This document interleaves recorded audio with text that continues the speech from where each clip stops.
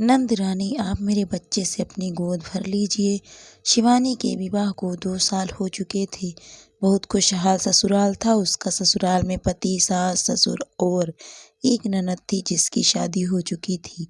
सभी शिवानी को बहुत प्यार करते थे और शिवानी खुद को बहुत खुश किस्मत समझती जो उसको इतना अच्छा घर मिला। हर काम में शिवानी की राय बहुत अहमियत रखती थी। एक दिन अचानक शिवानी की तबीयत खराब हुई तो उसको अस्पताल ले जाया गया, जहां से वापस आकर सबको खुशखबरी सुनाई गई। शिवानी मां बनने वाली थी। घर में हर कोई नाच रहा था। इतने सालों बाद घर में खुशी जो आने वाली थी, उसकी ननद रचना को जब यह खुशखबरी दी गई तो भागी भागी चली आई। एक ही शहर में ससुराल होने का सबसे बड़ा लाभ यही होता है।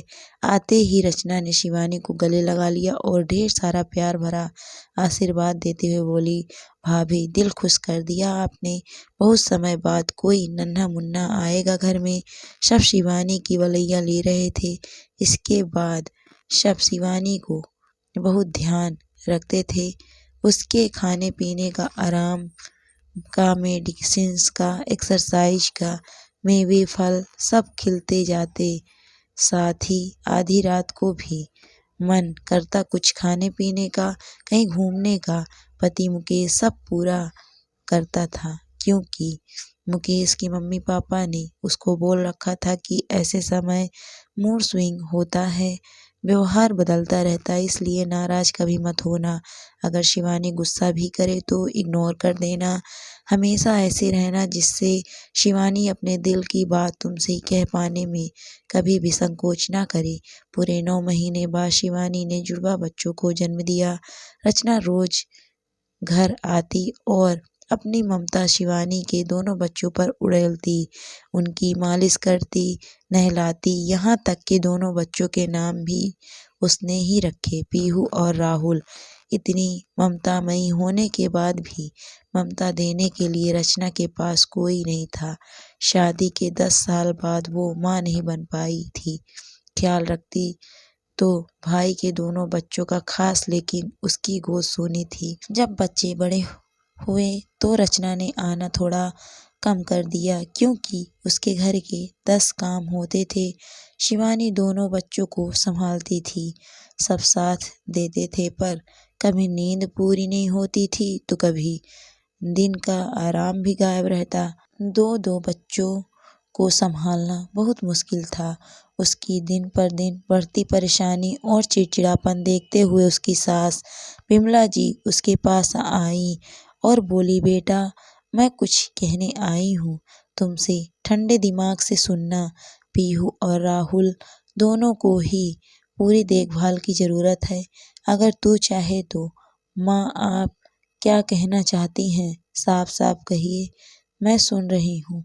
और हाँ, आपकी ये बात बिल्कुल सही है कि दोनों ही बच्चों को पूरी देखभाल की जरूरत है, और आप सभी के साथ मिलकर मैं भी पूरी कोशिश भी करती हूँ, पर दोनों को एक साथ देखना मुश्किल है। बेटा, तू चाहे तो एक बच्चा रचना को दे दे, तेरा काम भी आसान हो जाएगा और बच्चों की परवरिश भी अच्छे से हो जाएगी। तो अपनी सास की बात सुनकर शिवानी उन्हें देखने लगी तो विमला जी ने जाते जाते आगे कहा, बेटा, तू माँ है, अच्छी तरह सोचकर ही जवाब देना। जैसा चाहोगी होगा वैसा ही, कोई तेरे खिलाफ नहीं जाएगा। शिवानी की समझ में नहीं आ रहा था वो क्या बोले क्या करे। उसके दिमाग की नसें दर्द करने लगी सोच सोचकर। रात को जब मुकेश आया तो शिवानी को परेशान देखकर बोला, क्या बात है शिवानी, क्या आज भी नींद नहीं ले पाई दिन में? शिवानी ने सोचा, मुकेश से बात करके देखती हूँ, शायद कोई रास्ता मिल जाए।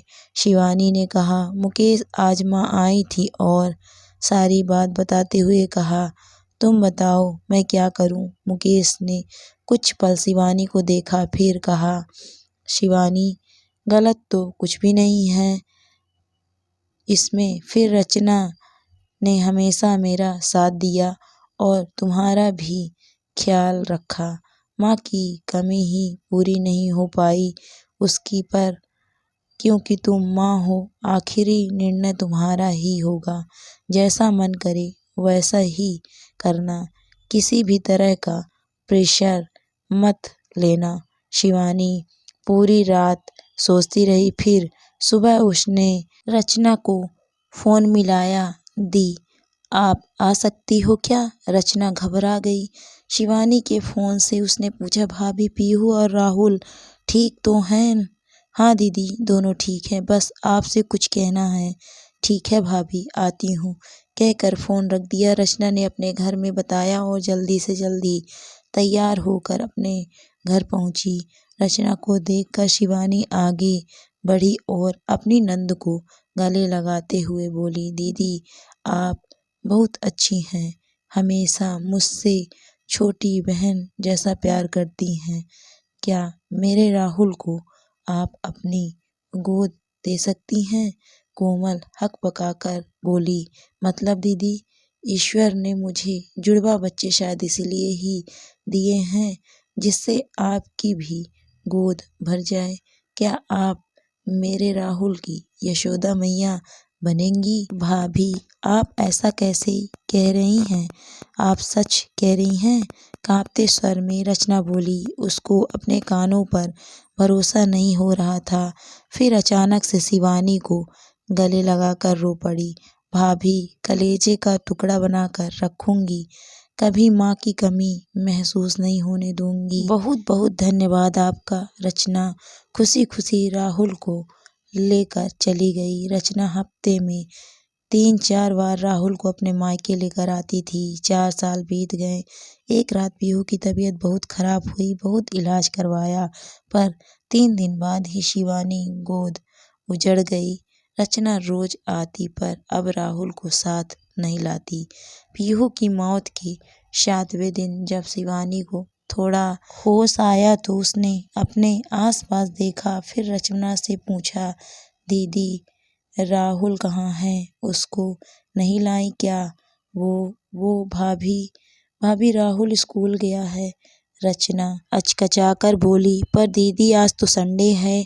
शिवानी ने टोका तो रचना को ऐसा लगा जैसे उसकी कोई चोरी पकड़ी गई हो। शिवानी ने रचना को गौर से देखते हुए कहा, दीदी माँ बनकर नहीं तो मामी बनकर तो उसको गले लगा सकती हूँ ना। पत्थर दिल नहीं हूँ जो एक माँ से उसका बच्चा छीन लूँ। मेरी खुद की गोद उजड़ गई तो मैं आपकी गोद कैसे उजाड़ सकती हूँ? बोलते बोलते हिचकिचाई बंध गई थी शिवानी की। रचना शिवानी की बात सुन शर्मिंदा हो गई। रोते रोते रचना ने कहा, मुझे माफ कर दीजिए भाभी, मैं डर गई थी। आपकी तरह की हिम्मत नहीं है मुझ में। मैं अभी लाती हूँ राहुल को।